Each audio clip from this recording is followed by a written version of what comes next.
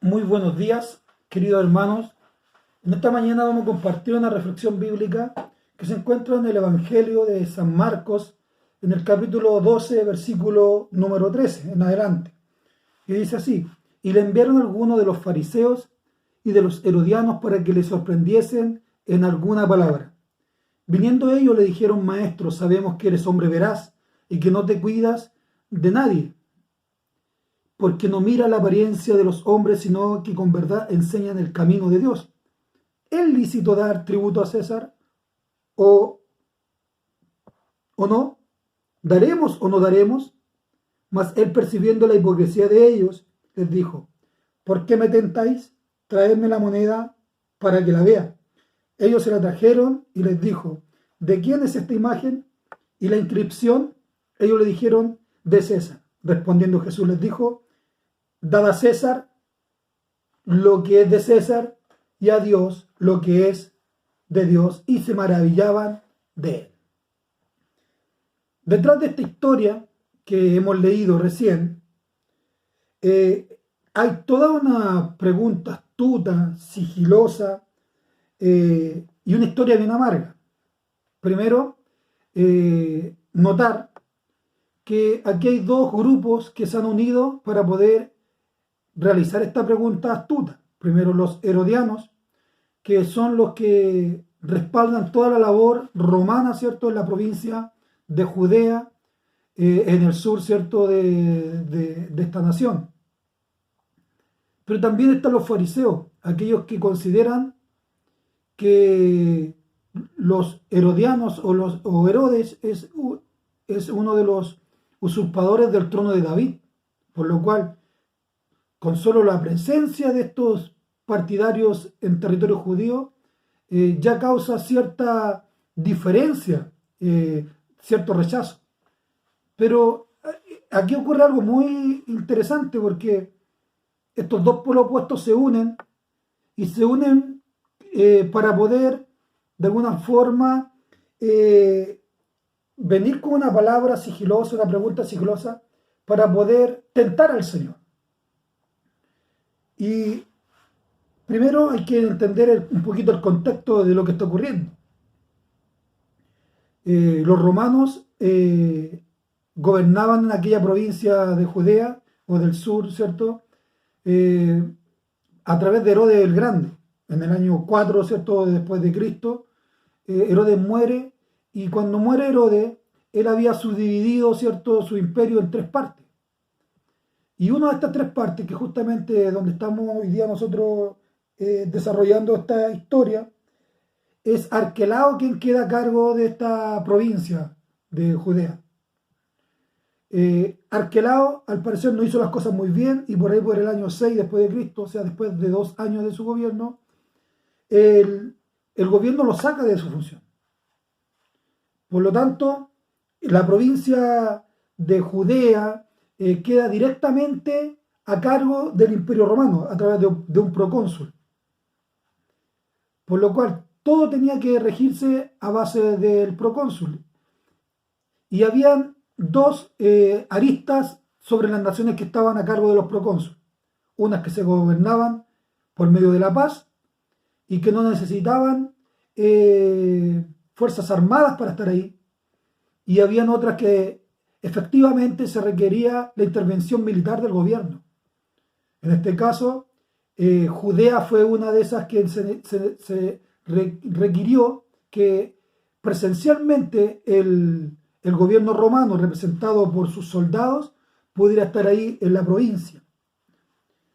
Y es por eso que esto hace más inhóspito todo esto, porque hay una relación directa con Roma. Hay una relación directa, ¿cierto?, con aquellos que, por un lado, los fariseos consideran los usurpadores del trono de David, porque están gobernando la tierra de sus antepasados. Pero por otro lado, ¿cierto?, están todos aquellos que están a favor de el establecimiento de Roma en la provincia.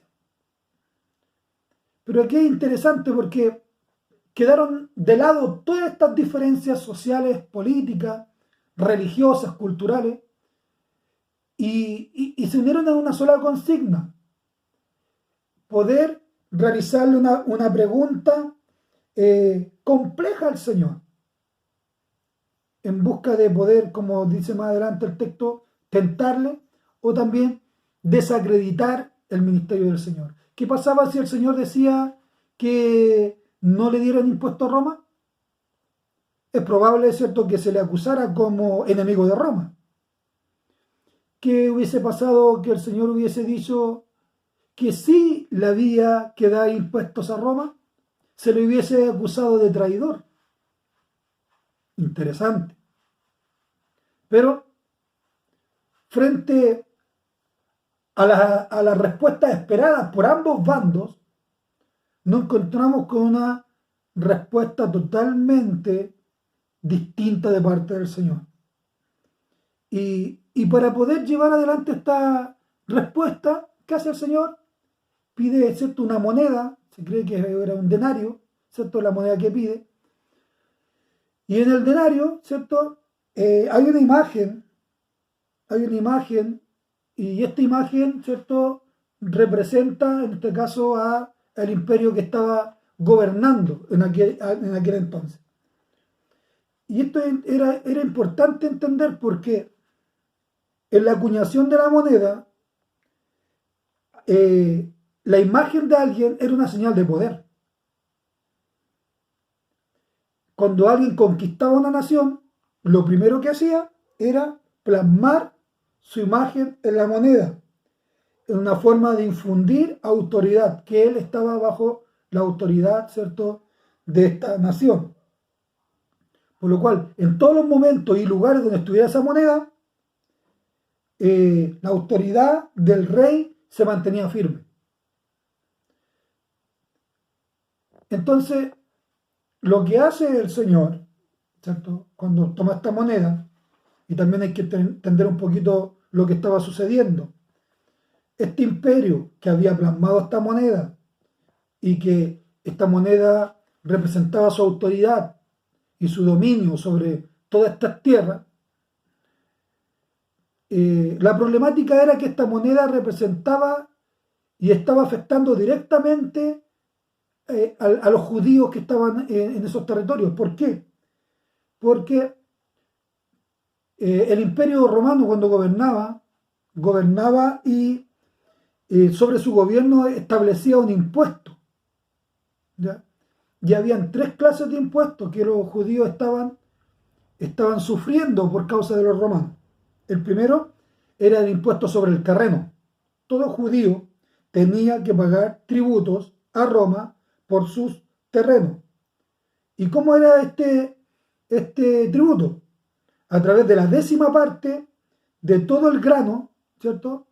El 5% del vino y de la fruta. O sea, no era un menor impuesto, era un excesivo impuesto. También estaba el impuesto a la renta, que se elevaba al 1%. Todos de sus ganancias también tenían que dar el 1%, aparte del impuesto al terreno. Y como último, había un impuesto personal. Y este impuesto personal se le cobraba a todos los varones de 14 a los 65 años y a las mujeres de los 12 a los 65 años. Y este impuesto personal era un denario, justamente la moneda que el Señor tomó para poder hacer esta ilustración. Entonces hay todo un contexto, una olla de presión. Esta pregunta sin duda es una olla de presión que si el Señor respondía que sí o el Señor respondía que no, explotaba de igual manera. Pero el Señor, ¿cierto?, valiéndose de su capacidad de Dios que Él era, solicita esa moneda, la pide, la muestra y dicen, quiero hacerle una pregunta.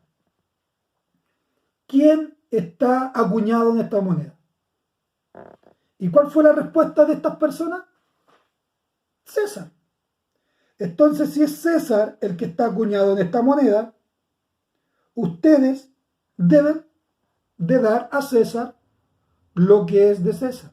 Y la palabra dar a César, que está utilizando ahí el escritor, en este caso Marco, es la palabra griega, se interpreta con la palabra griega de pagar.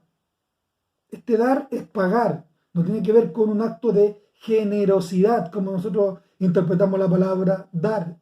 ¿Ya? En algunos pasajes bíblicos, por supuesto, el dar tiene que ver con la generosidad, pero en esta palabra, dad a César lo que es de César, Jesús está utilizando la palabra griega pagar. En este caso, deben de pagarle a quien está acuñado en la moneda lo que él ha estimado como gobierno, como lo que él ha establecido.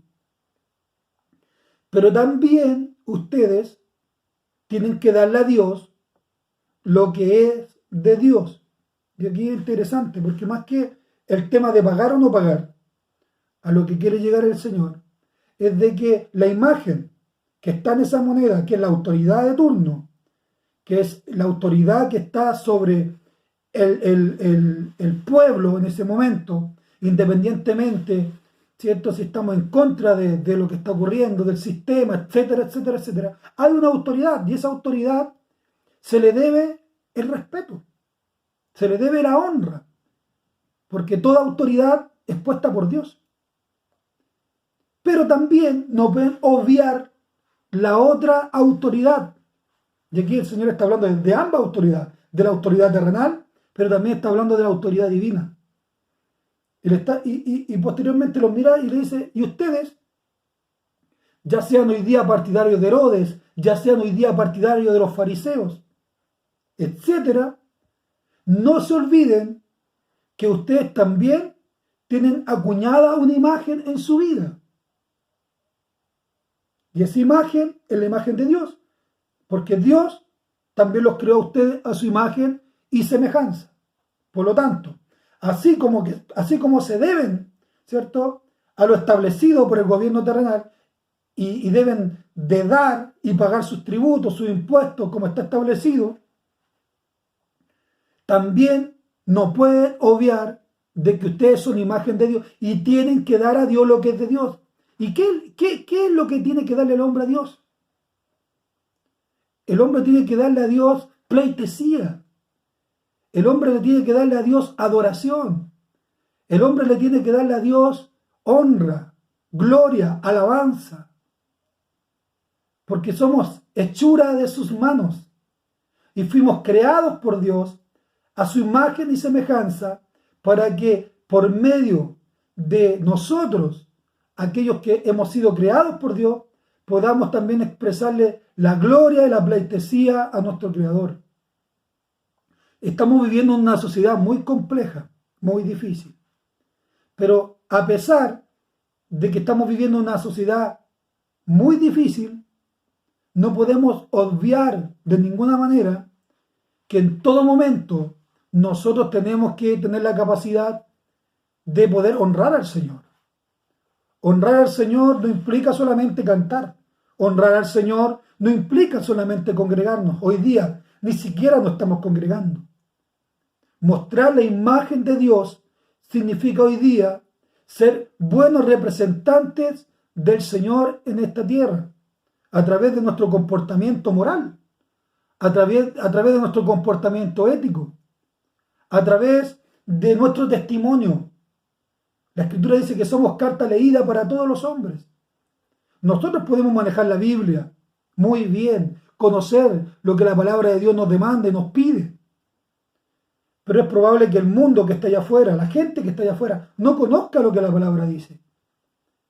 Y es probable, y yo creo que no es probable, es seguro que muchos de ellos que hoy día no conocen al Señor quieren leer en nuestras páginas que realmente nosotros somos la imagen del Dios invisible, que Él nos creó a su imagen y semejanza, y como buenos representantes de Dios estamos mostrando su imagen de amor, de compasión, de misericordia, de respeto, de sometimiento a las autoridades, etcétera. Podemos tener miles de puntos y diferencias, ¿cierto?, con los gobiernos de turno. Podemos tener una inclinación política para un lado o para el otro. Pero no podemos obviar que a César lo que es de César, y esto significa que debemos someternos a las autoridades terrenales, pero también no podemos obviar que tenemos que mostrar la imagen de Dios. Y la imagen de Dios es esta: en esto nos conocerán, en que nos amamos los unos a los otros. Podemos tener diferencias, inclusive entre nosotros los cristianos podemos tener diferencias.